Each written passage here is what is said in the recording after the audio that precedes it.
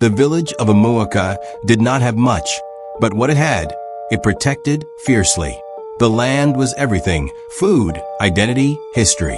Every child grew up knowing which tree their grandfather planted, which stream their mother fetched water from, and which path led back home even in darkness.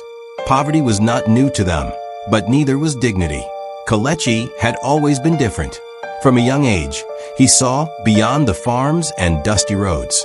While others accepted life as it came, Kelechi questioned it. Why must suffering be inherited? Why must intelligence remain trapped in a village that had nothing to reward it? Teachers praised him. Elders blessed him. Mothers pointed him out to their children as an example. You will leave this place and come back a great man, they always said. But Kelechi had stopped believing in coming back. At home, things were worse than anyone knew. His mother coughed at night, hiding it behind thin wrappers. Food portions kept shrinking. Bills piled up silently. Pride kept them quiet, but hunger spoke loudly. Then came the day everything changed. A black SUV rolled into Amuaka. It did not belong. Men in crisp shirts and polished shoes stepped out, scanning the village like buyers at a market. They asked for Kelechi, not the chief, not the elders. Kelechi. That alone should have been a warning. They spoke to him privately, under the shade of an old mango tree. Their words were calm, calculated, dangerous. A development project, they said. Opportunities. Investment. And then they showed him the money. It wasn't just money, it was escape. School fees paid. His mother treated. A future secured. Everything he had ever dreamed of, sitting right in front of him. All he had to do was convince the elders to approve the land use. Nothing more. Nothing dangerous. Nothing permanent.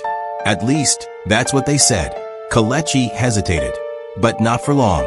Because desperation does not argue. It decides. Over the next few days, Kelechi became someone else. He spoke in meetings. He presented ideas. He used big words: development, progress, modernization. Words the elders didn't fully understand, but trusted because they came from him. Even when doubts rose, he crushed them with confidence. Only one person refused to be convinced: Zainab. She watched him closely, her sharp eyes catching what others missed. The hesitation in his voice, the tension in his shoulders, the way he avoided direct answers. "This isn't you," she told him one evening, standing by the river. "It is," Kelechi replied coldly. "I'm just tired of pretending this place is enough." Zainab stepped closer, her voice softer but firm. "And what if this progress destroys everything we have?"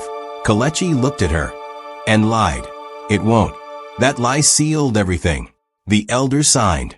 The deal was done. The money came. And for the first time in his life, Kelechi felt powerful. But power built on deception never lasts. 3 weeks later, the machines arrived. Huge, roaring bulldozers tore into the edges of the farmland. Armed men followed, marking homes with red paint. Villagers gathered in confusion, fear quickly turning into panic. "What is this?" they shouted. No one had answers, until someone found the documents. Stamped, approved, signed. Kelechi's name sat boldly at the bottom. The silence that followed was worse than any scream. Then came the rage. People he had grown up with looked at him like a stranger. Mothers who once blessed him now cursed his name. Men clenched their fists. The village was no longer united. It was fractured. And at the center of it all, Kelechi. That night they came. A crowd gathered outside his house, torches blazing, voices shaking with fury. Inside, his mother wept uncontrollably. "What have you done?" she whispered. Kelechi couldn't answer. Then his phone vibrated. A message: "You did your part. Don't lose control now." Another message followed. A video. Zainab, tied, crying, surrounded by the same men. If the village resists, she pays first. Kelechi's breath stopped. Outside, the crowd began chanting his name, not in pride, in judgment.